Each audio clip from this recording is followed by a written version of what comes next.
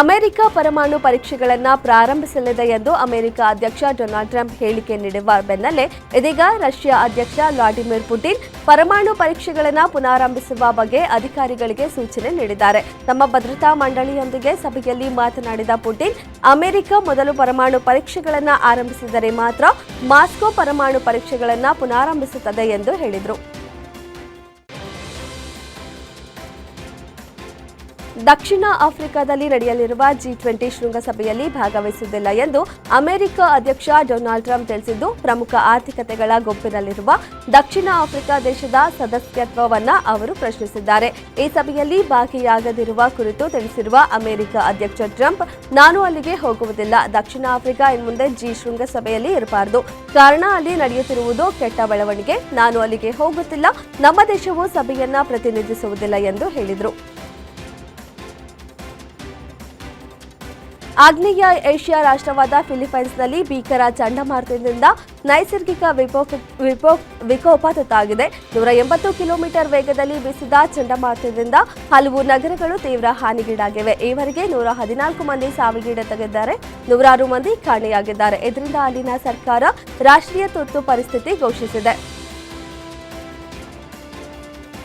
ಅಮೆರಿಕದ ನ್ಯೂಯಾರ್ಕ್ನ ನೂತನ ಮೇಯರ್ ಆಗಿ ಜೋರ್ಡಾನ್ ಕ್ವಾಮೆ ಮಮ್ದಾನಿ ಚುನಾಯಿತರಾದರು. ಐತಿಹಾಸಿಕ ಗೆಲುವಿನ ನಂತರ ತಮ್ಮ ಮೊದಲ ದಿನವನ್ನು ಜನಸಾಮಾನ್ಯರೊಂದಿಗೆ ಆತ್ಮೀಯ ಸಂವಾದ ಮತ್ತು ಸರಳ ಜೀವನ ಶೈಲಿಯನ್ನು ಅನುಸರಿಸುವ ಮೂಲಕ ಗಮನ ಸೆಳೆದಿದ್ದಾರೆ.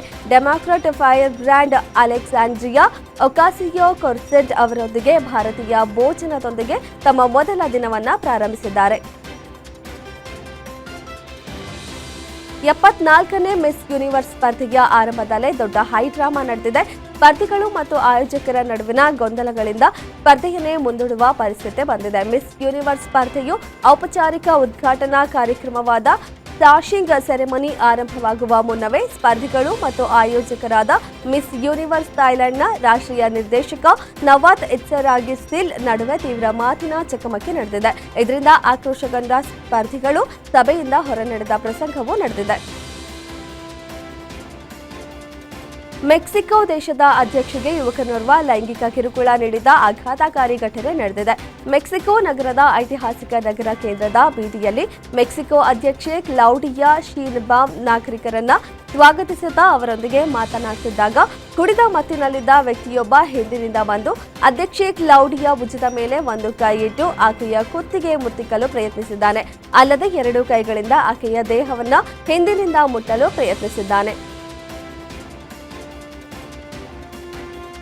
ಹಿಜ್ಬುಲ್ಲಾದ ನಿರ್ಮಾಣ ಘಟಕದ ಸದಸ್ಯರನ್ನ ಗುರಿಯಾಗಿಸಿ ದಕ್ಷಿಣ ಲೆಬನಾನ್ನ ತೈರ್ ಪ್ರದೇಶದಲ್ಲಿ ವಾಯುದಾಳಿ ನಡೆಸಿರುವುದಾಗಿ ಇಸ್ರೇಲ್ ಸೇನೆ ಗುರುವಾರ ತಿಳಿಸಿದೆ. ಹಿಜ್ಬುಲ್ಲಾದ ನಿರ್ಮಾಣ ಘಟಕದ ಸದಸ್ಯರು ಸೇನಾ ಮೂಲ ಸೌಕರ್ಯವನ್ನು ನಿರ್ಮಿಸಲು ಪ್ರಯತ್ನಿಸಿದ್ದಾರೆ ಎಂದು ಅದು ಆರೋಪಿಸಿದೆ. ಇಸ್ರೇಲ್ ದೇಶದ ಭೂಭಾಗಕ್ಕೆ ಎದುರಾಗುವ ಯಾವುದೇ ಬೆದರಿಕೆಯನ್ನ ನಿವಾರಿಸಲು ಇಸ್ರೇಲಿ ಪಡೆಗಳು ಕಾರ್ಯಾಚರಣೆಯನ್ನ ಮುಂದುವರಿಸುತ್ತಿವೆ ಎಂದು ಇಸ್ರೇಲಿ ಸೇನೆ ತಿಳಿಸಿದೆ.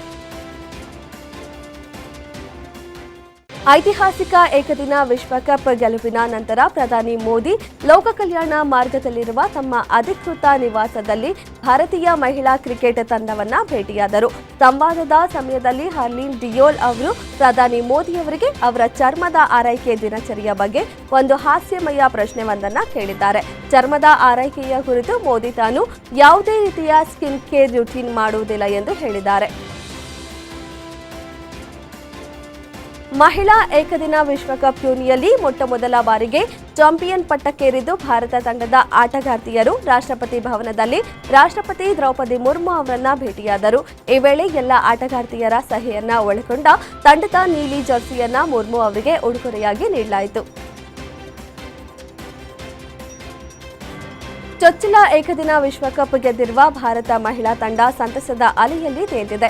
ಇದೆಲ್ಲದರ ನಡುವೆ ತಂಡದ ಉಪನಾಯಕಿ ಸ್ಮೃತಿ ಮಂದಾನಾಗೆ ಮತ್ತೊಂದು ಐಸಿಸಿ ಪ್ರಶಸ್ತಿ ಗೆಲ್ಲುವ ಅವಕಾಶಗಳು ಹಾಕಿಕೊಂಡಿದೆ. ಈ ಹಿನ್ನೆಲೆ ಈ ಇಬ್ಬರಿಗೂ ದೊಡ್ಡ ಸಂಕಷ್ಟ ಎದುರಾಗಿದೆ.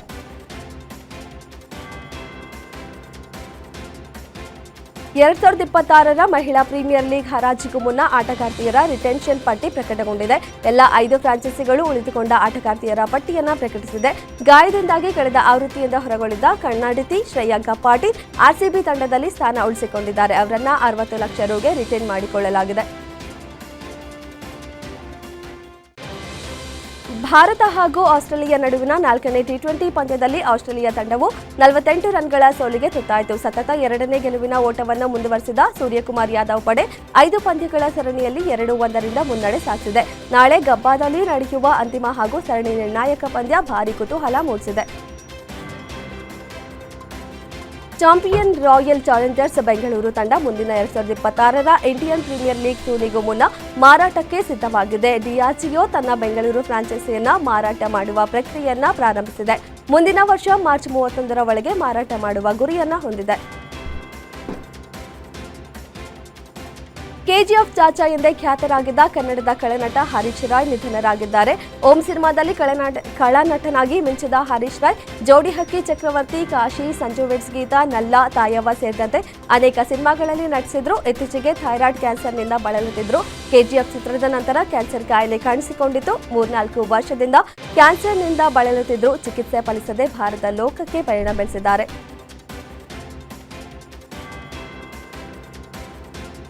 ಪ್ಯಾರಾ ವಿಶ್ವ ಆರ್ಚರಿ ಚಾಂಪಿಯನ್ ಭಾರತದ ಶೀತಲ್ ದೇವಿ ತಮ್ಮ ವೃತ್ತಿ ಜೀವನದಲ್ಲಿ ಮತ್ತೊಂದು ಗಮನಾರ್ಹ ಹೆಜ್ಜೆ ಇಟ್ಟಿದ್ದಾರೆ. ಜೆಡ್ಡಾದಲ್ಲಿ ನಡೆದಿರುವ ಏಷ್ಯಾ ಕಪ್ ಹಂತ 3ನೇ ಹಂತಕ್ಕೆ ಭಾರತೀಯ ಸಮರ್ಥ ಜೂನಿಯರ್ ತಂಡಕ್ಕೆ ಆಯ್ಕೆಯಾದರು. ಪ್ಯಾರಾ ಅಥ್ಲೀಟ್ ಒಬ್ಬರು ಸಮರ್ಥ ಅಂತಾರಾಷ್ಟ್ರೀಯ ಸ್ಪರ್ಧೆಯಲ್ಲಿ ಭಾರತವನ್ನ ಪ್ರತಿನಿಧಿಸಲು ಇದೇ ಮೊದಲ ಬಾರಿ ಆಯ್ಕೆಯಾಗಿದ್ದು, ಅವರ ಆಯ್ಕೆ ಭಾರತೀಯ ಕ್ರೀಡೆಗೆ ಐತಿಹಾಸಿಕ ಕ್ಷಣವಾಗಿದೆ.